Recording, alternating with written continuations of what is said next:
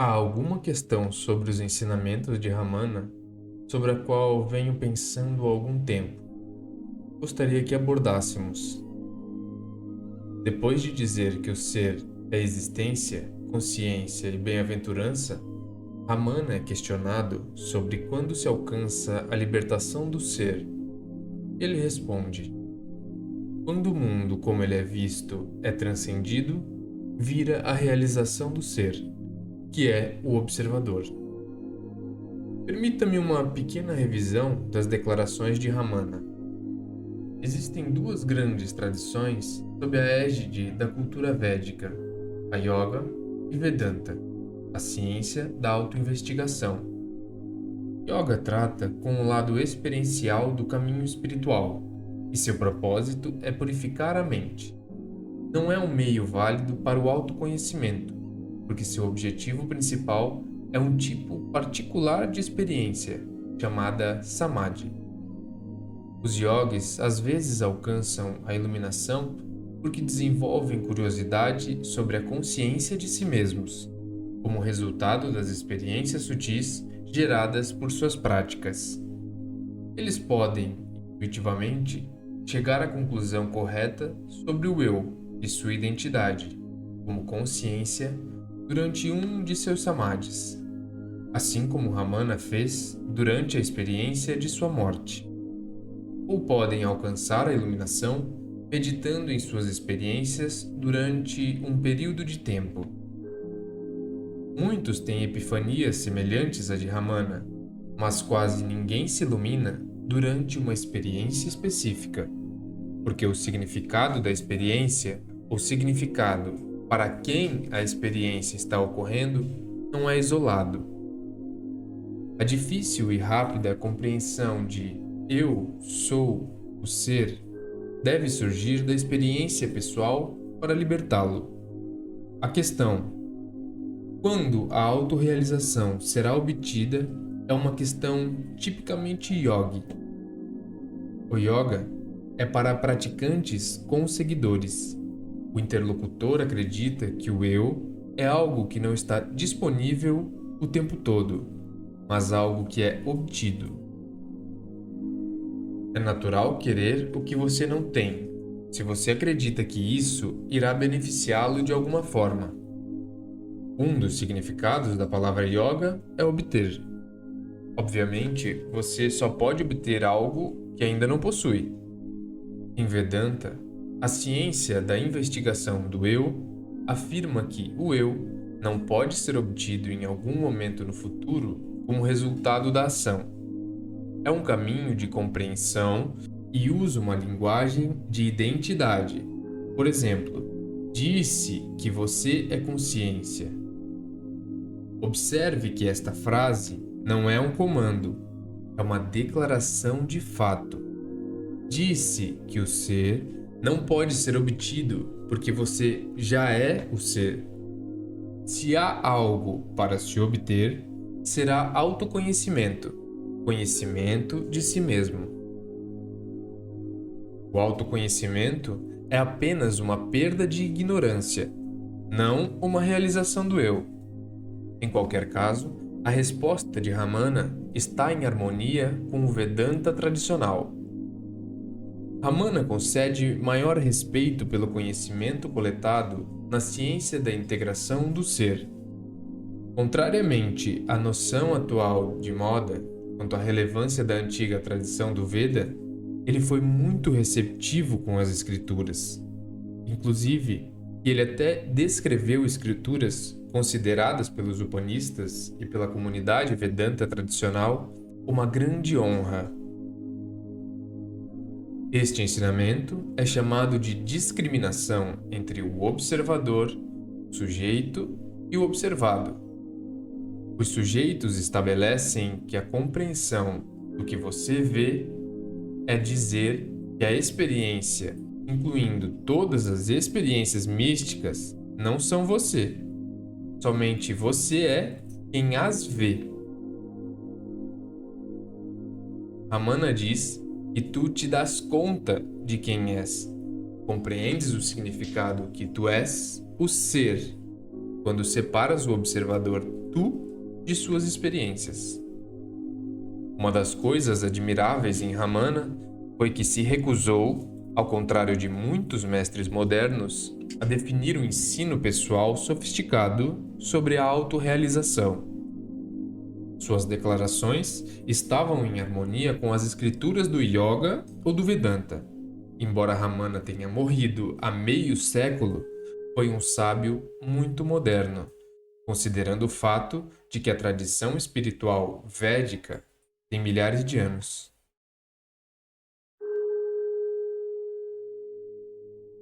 Por que eles se recusaram a fazê-lo? Porque o ensino moderno não é necessário. Os ensinamentos da iluminação estão em funcionamento por um longo tempo. A iluminação é a simples compreensão do ser e sua relação com a experiência. O ego que vivencia e as maneiras como o ego vivencia. Em poucas palavras, é a compreensão de que, embora as formas dependam do ser, o ser não depende das formas. Essa liberdade do apego à experiência é chamada de moksha, liberação.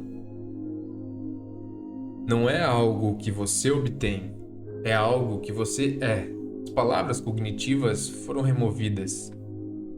A que classe de iluminação se refere essa instrução completa das tendências conscientes, com base no que permite obter o eu ou a iluminação, é a eliminação da noção de que o mundo é separado do eu? Nos ensinamentos de Ramana, você encontrará ambas as ideias. A palavra mundo é, na verdade, um termo psicológico. Significa o mundo físico. O mundo físico, como é realmente físico, é o ser. É impessoal. Nenhum indivíduo o criou e ninguém irá eliminá-lo. Mas o mundo que Ramana diz que deve ser eliminado são as projeções psicológicas que compõem o mundo pessoal do indivíduo. Essas projeções são baseadas na crença de que o eu está separado, é inadequado ou incompleto. O ensinamento de Ramana não é o ensinamento de Ramana, é chamado Vichara, investigação, e remonta a vários milhares de anos. O propósito da investigação é o conhecimento, não a eliminação física da mente. Se Ramana tivesse ensinado yoga como um meio de libertação, ele não teria encorajado a investigação, porque o yoga está comprometido com a experiência do samadhi, sem compreender que alguém é o ser. Por que se preocupar tanto quando você realmente tem esse samadhi de forma natural o tempo todo, sem fazer um cisco de esforço? Ou como é isso? Sendo o ser, a autorrealização não é contínua, porque o ser está fora do tempo. O que é natural para o ser é a sua natureza. De qualquer maneira, nada é equivalente à iluminação, porque os samadhis são apenas estados da mente, da não-mente. E nos referimos à não-mente sendo um estado da mente. O samadhi ajuda a purificar a mente, destruindo as tendências do subconsciente, e uma grande ajuda para a investigação. Mas se você eliminar a mente, como será capaz de perguntar? Quem poderia perguntar? Você pergunta com a mente, para que a mente possa livrar-se de sua ignorância e que ela não o incomode mais. A mente é um instrumento muito útil dado por Deus. Deus teria nos dado uma mente se ele quisesse que ela fosse destruída? E na verdade, yoga também não se trata sobre matar a mente. Porque como você experimentaria um samadhi se não tivesse mente? A mente é um instrumento da experiência. Se você estiver se referindo ao estado de samadhi onde não há mente, concordamos que, infelizmente, uma mosca que pousa no seu nariz pode te tirar desse estado, mas não é como se houvesse alguém para te tirar de lá. E quando aquele que não estava lá volta, como acabei de mencionar, ele é tão ignorante quanto era antes. Por quê? Porque não estavas lá no Samadhi para entender que o Samadhi é você. Se você for o Samadhi, terá isso o tempo todo, assim como você tem a si mesmo o tempo todo. Portanto, não haverá ansiedade em torná-lo contínuo ou permanente. Então, queres dizer que Samadhi não é o objetivo, é antes ou meio? Sim, mas não o meio, um meio. Existem muitas outras maneiras de purificar a mente. A falta de compreensão deste ensinamento talvez seja responsável por mais desespero, confusão e frustração absoluta para os buscadores do que qualquer outra coisa. Geralmente se crê que todas as vasanas precisam ser erradicadas fisicamente para que haja iluminação. E muitas pessoas acreditam que Ramana alcançou esse estado extraordinário. Pode ser extraordinário, mas não é iluminação. Se você estuda a vida de Ramana, vai ver que, no geral, ele era um cara muito normal, com a cabeça nas nuvens e os pés bem plantados no chão. Andava, falava, cozinhava, lia e ouvia rádio. Adorei uma história sobre ele voltando para o ashram um dia às 13 da tarde. Ele viu uma placa que dizia que estava fechado do meio-dia às 14. O que ele fez? Ele sentou do lado de fora e esperou que abrisse. Se não houvesse uma mente, quem ou o que estava fazendo todas essas coisas? A ausência de vasanas significa não mente, porque as vasanas são a causa da mente. Como posso, então, ter transitado pela vida? Assim que acho que deveríamos ver a palavra eliminação de uma perspectiva diferente. Ramana era considerado um conhecedor de ser, porque ele eliminou a percepção de ser um fazedor, e eles acontecem quando você percebe que você é o ser, ou você percebe que você é o ser quando você sabe que você não é o fazedor. O não fazedor significa o ser. Não significa que o ego se torna um não fazedor. O ego é sempre um fazedor. Sendo o ser, compreendeu que, embora os poucos vasanas não vinculativos que lhe restavam dependessem dele, ele não dependia deles. Como pode um pensamento ou sentimento afetar o ser? Para uma pessoa que pensa que é o executor, permitindo que o vasana se expresse ou não, não é uma escolha. As ações acontecem sem controle, porque o ego está condicionado pelas vasanas. Para que atue de uma determinada maneira, tais ações também acontecem sem a vontade da pessoa iluminada. Mas agir sobre ela é completamente eletiva. Portanto, a eliminação a que Ramana se refere é apenas em termos de compreensão. Ele frequentemente usa uma metáfora que pegou emprestada do Vedanta, a da cobra e da corda. No crepúsculo, um cansado viajante sedento confundiu a corda de um poço amarrada a um balde com uma cobra e recuou com medo.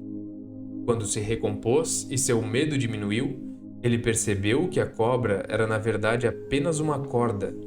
Não havia razão para pegar um pedaço de pau e espancar a cobra até a morte, o que equivale a tentar destruir a mente, porque a cobra foi apenas uma percepção equivocada. Quando ele se acalmou e voltou a si, investigou a cobra e percebeu que era apenas uma corda, e nessa compreensão, a cobra foi eliminada. O que entendo é que Ramana se refere à remoção de todos os apegos de nossa mente condicionada. Isso foi porque ele entendeu que ele era o ser. A maneira de perder o apego de uma vez é entender que eres do ser. Muitas vezes é chamado de experiência constante. Claro, mas ser é uma experiência constante de qualquer maneira. Ou, em outras palavras, se esta é uma realidade não dual e esta realidade é ser, toda e qualquer experiência é ser. Então, ninguém precisa tanto da experiência de ser, tanto o ignorante quanto o iluminado. O problema é que pouquíssimas pessoas entendem que tudo é o ser. É por isso que buscam todas essas experiências pessoais incríveis. Então, o ser é uma experiência constante? Não. O ser é experiência constante, se é que existe tal coisa. Dito isto, dizer experiência constante é uma contradição com referência ao ser, porque a experiência é constante em realidade aparente. O ser se torna experiência, mas não sacrifica sua natureza como testemunha, não fazedor e não experimentador para fazê-lo. Isso significa que você está livre de suas experiências. Digamos mais claramente quanto possível. Experiência é ser, mas ser não é experiência. Quando alguém diz experiência constante, significa que lembrar ser constantemente. Lembrar é útil, até certo ponto. Mas você nunca pode tornar a memória constante. O conhecimento é constante. Quando o autoconhecimento tem lugar, já não se persegue a experiência pensando que esta irá completá-lo. Recordar é uma atividade mental que envolve o esquecimento. Uma vez que sabes que você é o ser, não há mais nada para lembrar. Como você pode lembrar o que você é? Você é quem está lembrando. És anterior ao ato de lembrar. Você não pode esquecer, porque você está sempre presente. Se você estivesse em outro lugar ou fosse outra pessoa, você poderia esquecê-lo. A próxima pergunta feita a Ramana é que não haverá realização do ser, inclusive enquanto o mundo existir, considerado como real? E ele responde: não haverá. Se eu não considerar o mundo como real, não buscarei a felicidade nele. Quando procuro a felicidade no mundo, espero que isso me satisfaça. Mas não há satisfação duradoura no mundo, porque as coisas no mundo não duram. Quero que os objetivos que me dão felicidade durem quando as coisas vão bem, e espero que não durem quando as coisas vão mal. Mas a vida não se importa com as coisas.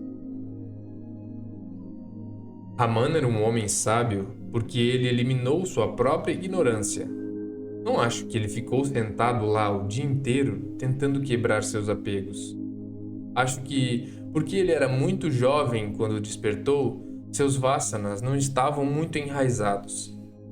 A cultura indiana era bastante pura naquela época, e ele vinha de uma família decente, de modo que não tinha apegos negativos profundos a sexo, dinheiro, etc. Sim, quando você pensa em um adolescente sentado por longas horas em samadhi no templo, ele deve ter sido atendido, e que até certo ponto as pessoas reconheceram. Mas e ele? Realmente sabia o que estava acontecendo? Nunca leu nenhum livro espiritual? Nunca teve um mestre e sentou-se lá por horas? Boa pergunta. Ele provavelmente sabia, porque havia Mahatmas indo e vindo, modelos a seguir, por assim dizer. Ele sabia como eles viviam e provavelmente recebeu ajuda de quem ele entrou em contato. A cena espiritual na Índia é uma vasta rede. A notícia da iluminação de alguém chega muito rápido. Muitos grandes homens devem ter compartilhado certas coisas que seriam úteis. Afinal, Ramana estava sentado no centro de um dos locais mais sagrados da Índia, Arunachala, que atrai Mahatmas há milhares de anos.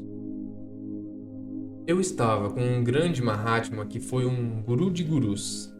Muitas pessoas iluminadas vieram para vê-lo e o convidavam para sua casa. Estou certo de que todos se beneficiaram. Muitos dos ocidentais que vêm para a Índia, mesmo aqueles que estão aqui há muito tempo e que só foram associados aos gurus de exportação, muitas vezes têm noções peculiares sobre santos como Ramana. Eles acreditam que ele era um tipo de figura solitária, o único de sua espécie que se destacava da multidão e que vivia em uma caverna como um eremita, que ficava sentado em silêncio a maior parte do tempo e que não tinha vida social. Era provavelmente bastante distante e emocionalmente reservado, como a maioria dos homens tamis, mas ele era muito amado, e se você tiver amor, as pessoas virão e lhe darão tudo o que você precisa.